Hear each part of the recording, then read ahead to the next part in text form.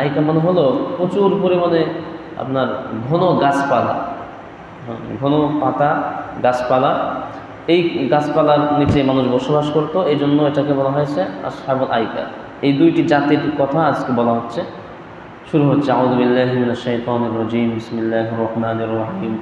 ফাআখাযাতহুমুস সাইহাতু মুশরিকিন فجعلنا عاليها سافلها وأمطرنا عليهم حجارة من سجيل إن في ذلك لآيات للمتوسمين وإنها لبسبيل مقيم إن في ذلك لآية للمؤمنين وإن كان أصحاب الأيكة لظالمين فانتقمنا منهم وإنهما لبإمام مبين ولقد كذب أصحاب الحجر المرسلين وآتيناهم آياتنا فكانوا عنها معرضين وكانوا ينحتون من الجبال بيوتا آمنين فأخذتهم الصيحة مصبحين فما أغنى عنهم ما كانوا يكسبون وما خلقنا السماوات والأرض وما بينهما إلا بالحق وإن الساعة لآتية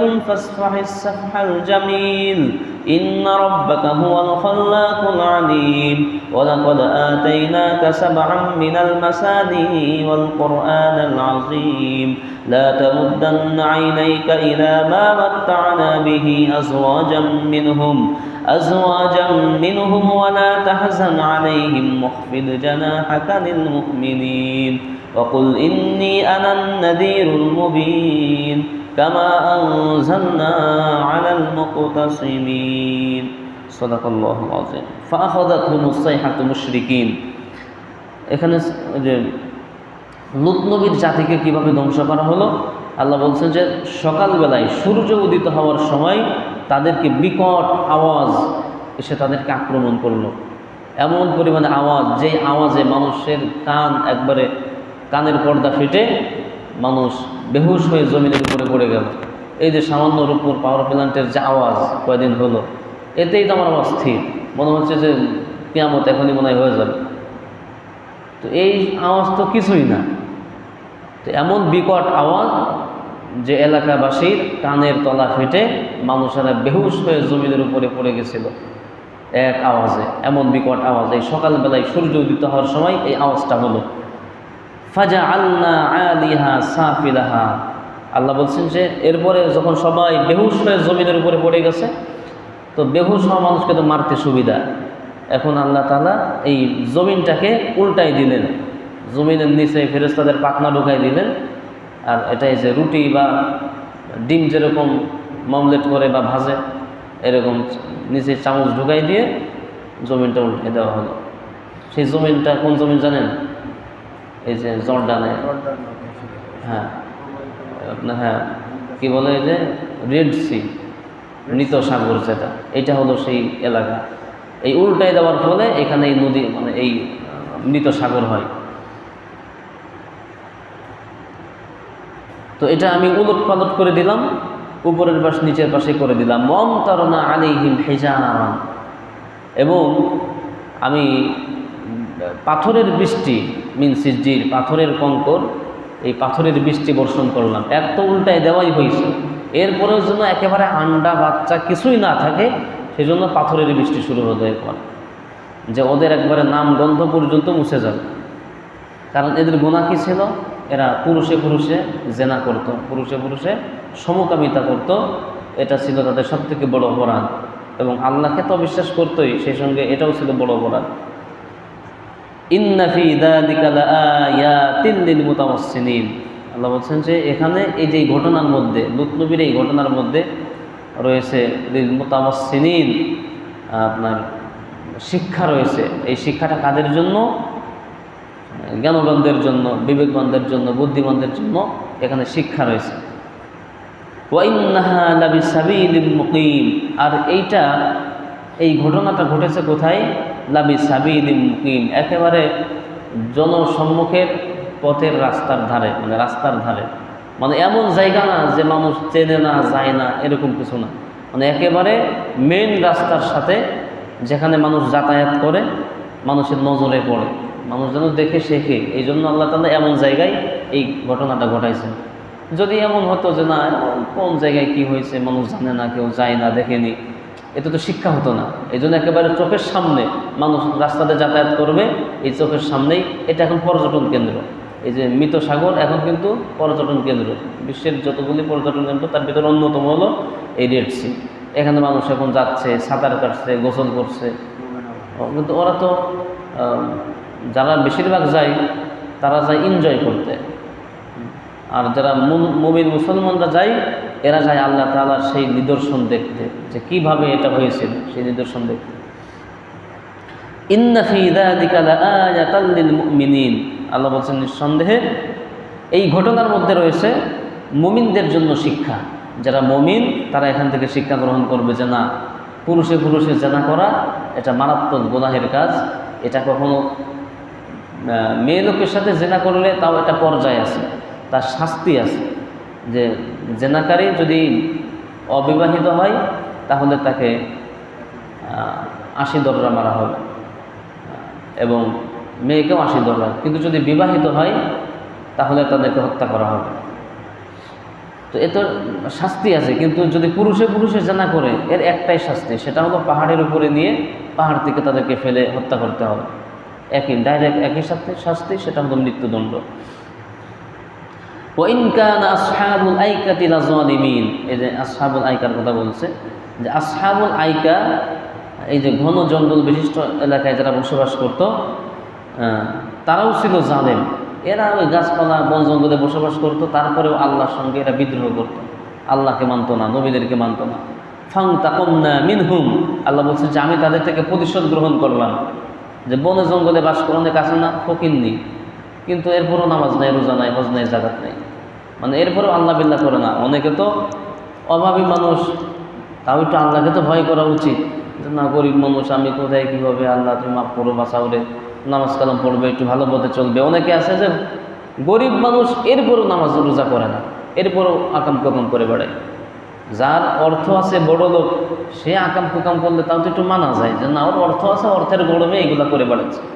আর যে ফকির, ওর কিসের এত গরম, কিসের এত অহংকার বাহাদুরি যে সে আল্লাহর সঙ্গে নাফরমানি করবে।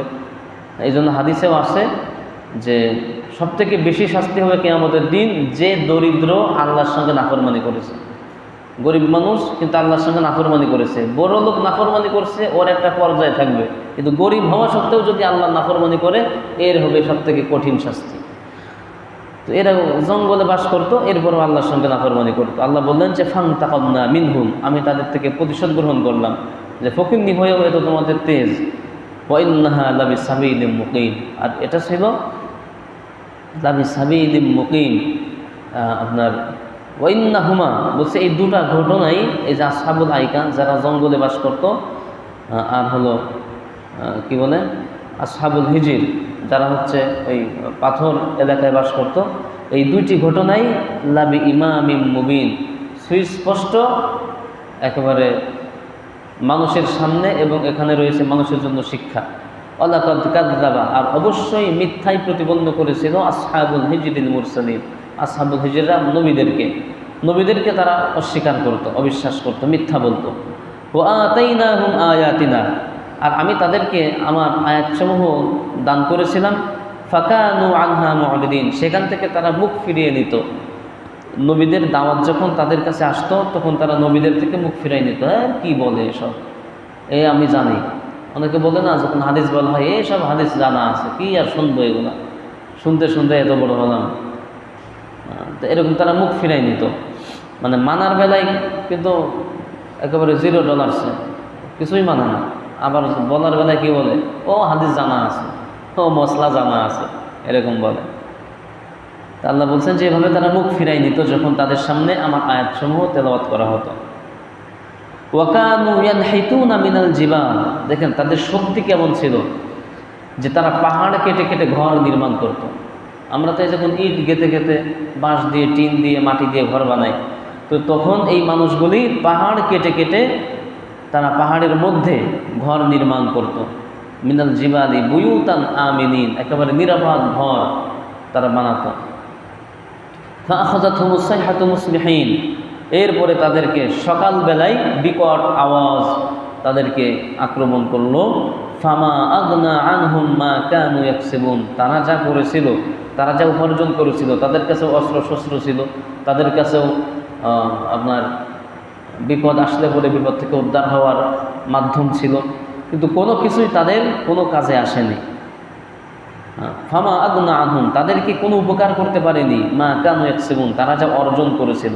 এই যে পাহাড়ের মধ্যে তারা থাকতো, মনে করছে যে কোনো শাস্তি তাদেরকে ধরবে না, যে না, এই পাহাড়ের মধ্যে ঢুকেই তাদেরকে এই বিকট আওয়াজ তাদেরকে পাকড়াও করেছিল।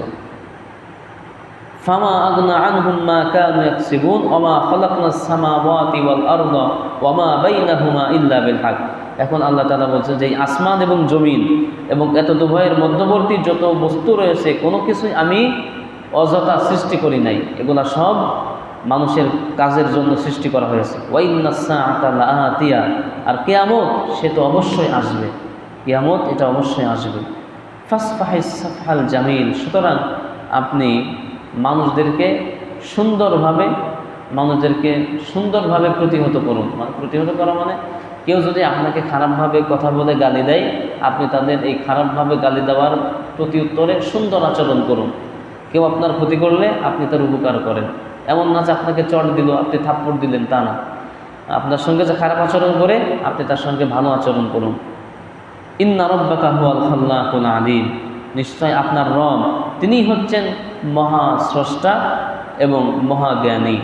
ওয়ালাকাদ আতাইনাকা সাবআম মিনাল মাসানি ওয়াল কুরআনিল আযীম, হে নবী আপনাকে আমি দান করেছি সাবআম মিনাল মাসানি।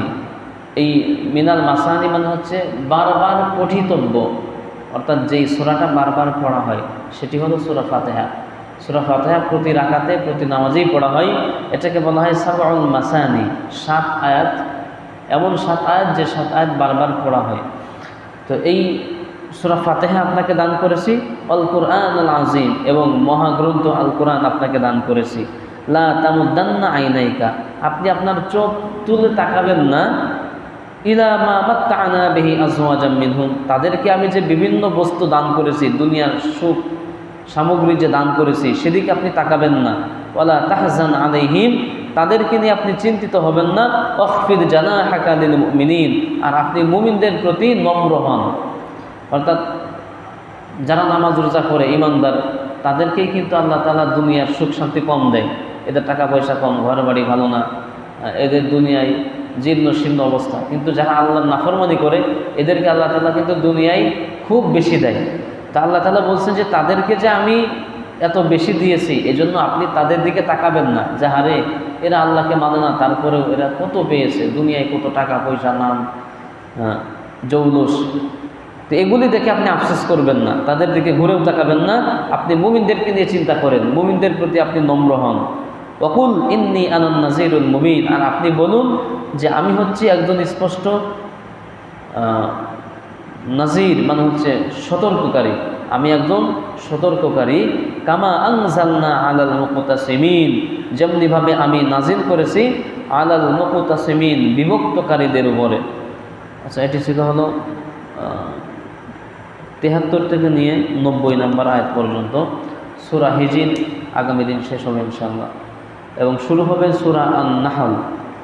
আন-নাহল খুব গুরুত্বপূর্ণ এবং ফজিলতপূর্ণ একটি সূরা। আল্লাহুম্মা সাল্লি ওয়া সাল্লিম ওয়া বারাক আলাইহি। اللهم آمين. ربنا ظلمنا أنفسنا وإن لم تغفر لنا وترحمنا لنكونن من الخاسرين. اللهم تقبل صلاتنا صلاة الفجر مع الجماعة من المصلين الحاضرين. سبحان ربك رب العزة عما يصفون وسلام على المرسلين والحمد لله رب